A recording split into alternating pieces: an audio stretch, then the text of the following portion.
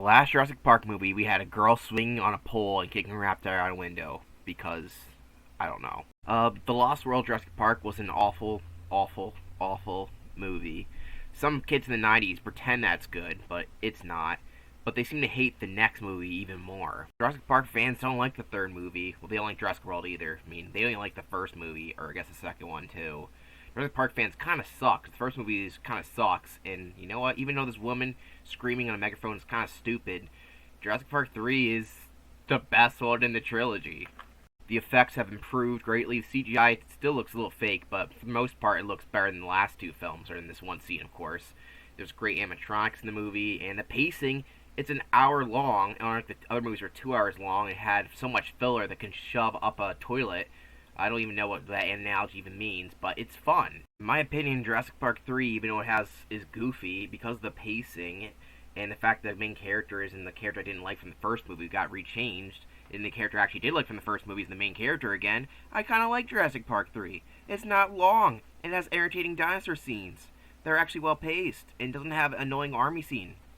It's kind of hard to describe pacing in a movie if you haven't seen it, but essentially, a movie with bad pacing will usually have scenes go on for way too long, and for the most part, it's not necessary. Sometimes things need to be elongated for suspense or drama, but a lot of times it can just be pointless because the film just wants to be long just for the sake of being long. And I guess to be serious, short films aren't taken as seriously, I guess, as longer form films for some reason, and I guess the studio just likes having long films. Usually film directors shoot a lot of takes, if you don't know, and a lot of times they just don't like cutting stuff out. But usually the shorter the cut, the usually the faster and better paced it feels. The best example of this, in my opinion, Spider-Man 2. The Spider-Man 2 by itself is a perfect film. However, before the release of Spider-Man 3, they released a new cut called Spider-Man 2.1 that added additional scenes. And even though those scenes are cool to see, overall, it's not as good as the original theatrical cut because the pacing's a lot worse. For example, in this extended version of the movie, there's an extended scene of him delivering the pizzas that kind of goes on forever. It's kind of funny, but when it comes to pacing, we spend a lot of time on something that really isn't that important. The original movie cuts it off to make it so we get the punchline and the part of the movie where he basically failed at delivering pizzas because of Spider-Man. But in the extended version, we have to see how long it takes for him to get out of the closet and going to the elevator. It's all unnecessary, so they cut out most of that stuff in the theatrical version. Now, Jurassic Park 1 and 2 are basically had this scene, but times 50 of them. Man, I want to watch Spider-Man 2 again, but then again, when do I not want to watch Spider-Man 2? It's a good movie. Anyway, back to Jurassic Park 3. Like I said, pacing's everything in this movie is an hour long, so basically it cuts out an hour of crap the other movies like to shove in. Scenes that aren't necessary. We don't get to hear John Hammond saying, "Oh, I spared no expense. Why are you guys fighting with me? You didn't do this right. I'm gonna say this speech 50 times in the movie." And yeah, that's not entertaining. Sorry, people. So yeah, let's see what's Jurassic Park 3 about, and what are some problems that some of the fans have. We'll start off with this guy, and not his son. It's not his son. I guess it's his stepdad. I actually don't even know, to be honest. Who cares? They're paragliding, and these guys die down here, and so they get trapped on the island. And what island is that? Well, it's a Jurassic Park island. What do you expect? It to be, Angel Island? So in this movie, we follow Dr. Granigan instead of, the Malcolm guy, Ian Malcolm, who I wasn't a big fan of because he's annoying, gives a bunch of speeches, and his relationship drama kind of sucked. And unlike that character, he's actually consistent with his character in Jurassic Park 1. He went through his evolution, so he likes kids now, and he still loves dinosaurs, but he doesn't like Jurassic Park for obvious reasons, because he almost died there. And he's trying to raise money for dinosaur research, and doesn't want anyone to talk about Jurassic Park because he hates it, talking about it. Then this guy and his ex-wife offer a crap ton of money to go back to the island. We'll just do an airplane tour. And it's like, well, I can use that for my research, so I guess I'll do it, even though I don't like the park. Spoiler alert, they land back on the island because they actually have a different mission in mind. It wasn't just to give, like, a flyby tour of the dinosaurs. It was to find this guy and his ex-wife's kid who was parasailing at the beginning of the movie with, I guess, his stepfather. He dies, it doesn't matter who it was. He's like, fuck you guys, and we're going back on this plane and getting the fuck out of here. They also decide to leave a guy behind, and I guess he makes the plane crash, which is kind of stupid, but whatever. There's a lot of dumb people in this movie, and the plane crashes. Wah wah. What's great about this movie is that immediately, like I said, the pacing's a lot faster. You immediately get dinosaur action. You get a new dinosaur basically killing a bunch of these extra people on the plane. There's barely any. There's a couple characters, but most of them, the Expendables, get eaten off immediately. It's actually kind of funny in a way. And we also get introduced to a new dinosaur called the Spinosaurus that, for some reason, Jurassic Park fans hate. The reason why they hate this dinosaur is really stupid. You see, this dinosaur fights the beloved T-Rex. Now, in this movie, they decided that they've done the same dinosaur stuff over and over again. There's a shit ton of dinosaurs in existence, so we're going to focus on T-Rex all the time being the main villain, especially since the second movie kind of made the T-Rex look kind of fucking lame with how many stupid shenanigans they put it in.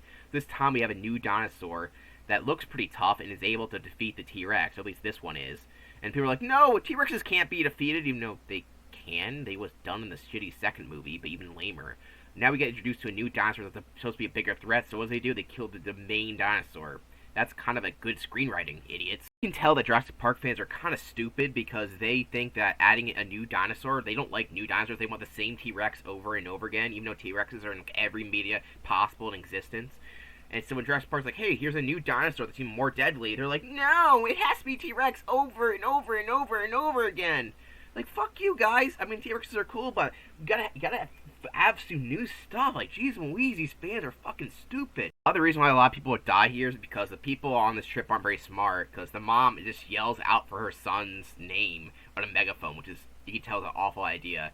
It's stupid, but they treat it like it's a joke, because these people are just so dumb, but they want their kid back. So you know what? They're doing something that's kind of bad, but they have a reason to do so. So you kind of, it's a hit or miss thing. Some people hate these characters, but they actually have some logical fallacy. They're not very smart, but they want to get their kid back. They don't know anything about dinosaurs. That's why they got a dinosaur expert. Unlike the last movie where everyone acted like a complete idiot, even though it was supposed to be a professional mission to get dinosaurs back. But whatever. This was an independent mission by a group of people who just wanted to find their kid. So, yeah, I don't understand the complaints of this movie. The second one did all this stuff, but way worse in every way possible. But people like, this is the bad one, even though it's paced better and has better effects and has more dinosaurs. Fucking idiots. Also, you know that guy who was parasailing with the kid? Well, he's dead. He already became a skeleton, which is kind of funny. And, of course, it get wrapped up with the beat woman, which is kind of funny, actually. I don't know what's going on there. Like, you're really bad at getting untangled there. The movie actually has a couple cool scenes. Like, the second movie, they didn't even visit any of the facility management. They're just in the woods just talking and falling down out of a car for 15 minutes. Here, they actually visit some of the old facility that's now getting overrun by plant life and probably some dinosaur life. And they found some snack food in the vending machine, stuff like that. So it's actually an exploration movie. They actually explore from different locations, and I kind of like that. And not only that, it's well better. Not only is there more stuff going on, but it happens at a quicker rate. Like, God, I hate Jurassic Park 2. They expand on some former ideas in the first movie, like velociraptors. Like, this woman's kind of stupid, but velociraptors know how to set traps now because they're supposed to be intelligent creatures. They kind of do different things, even though they're not really accurate. At least that's a more fault in the first movie, the sin of the father. So I'm not going to fault this movie for that. They already established the velociraptors are apparently intelligent, so they're going to make them that same way. This time they want their eggs back because one of the people stole their eggs to sell. Because, you know, of course there's going to be somebody doing stuff like that. It's a Jurassic Park movie after all. But yeah, they're able to actually read the velociraptors a little bit. It's kind of an interesting idea. It's not the best executed, but it is a little interesting by that concept. So Dr. Grant finds the kid for the rest of the people because I guess they're doing something stupid off in the jungle. The kid was able to survive because he learned some dinosaur facts. Because he read some books written by, well, the protagonists. And he's like, the first book was good, but the second one kind of sucked. Haha, you get it? He also said that he also references the, what do you call him, Jeff Goldblum guy. I don't like calling him by his character's name because he's just Jeff Goldblum. That's why his character was so consistent between the first and second movie, just the actor. And he's like, his book kind of sucked. It was very preachy. Oh, you think? That guy wouldn't shut the fuck up in the first movie. We also finally get to see pterodactyls in the Jurassic Park films because, you know, they weren't there in the first two movies for some reason. I know they're not dinosaurs, but they're pretty, well, most people put them in the dinosaur category, so they're pretty cool. And apparently they broke apart their original bird cage because, you know, they even thought that out. Like, why would they have them out flying out in the open? Well, no, they're in a cage, but of course the cage got destroyed over time. And of course, now at this point in the movie, they found the kid, they're just trying to get to the outskirts of the island, but that's kind of hard with all the obstacles in the way, including pterodactyls. Eventually, they use a boat to try to get to the outskirts of the island so they can call for help with the phone they found, which is inside dinosaur shit, but I don't need to show you that. These franchises love dinosaur shit for some reason. We Jurassic Park about another rain scene with a dinosaur fight. This time they're fighting off the Spinosaurus guy, who's like attacking everything. And it's kind of a neat scene. It's an actual dinosaur action scene. One of the funniest things about this scene is it's supposed to be a climactic action scene, which it kind of is. It's actually shot very well. Actually, it's directed and shot better than the second movie. But the kid is too busy watching Barney. That's so stupid that I kind of love it. It's such a dumb idea, but it's kind of funny at the same time. Oh, and the raptors get their eggs back, so they decide to run away because they're happy. They get their babies back. Isn't that nice? They did the theme about way of a parenting dinosaur that's on the rate on the attack better in this movie than in the second movie because it was so badly done in the second movie that's insane. Oh, they get saved by the U.S. military, and then they see a pterodactyl flying in the air, and that's the end for Jurassic Park 3. Not a bad movie. This is where the franchise would have ended if later they didn't do kind of a soft reboot in 2015 or 14. Doesn't really matter. But I won't be doing that for a little bit because I want to do some other things. Done talk about dinosaurs, but overall, I was glad to see this movie. I rated it a 7 because overall it's just okay. There's still a couple flaws.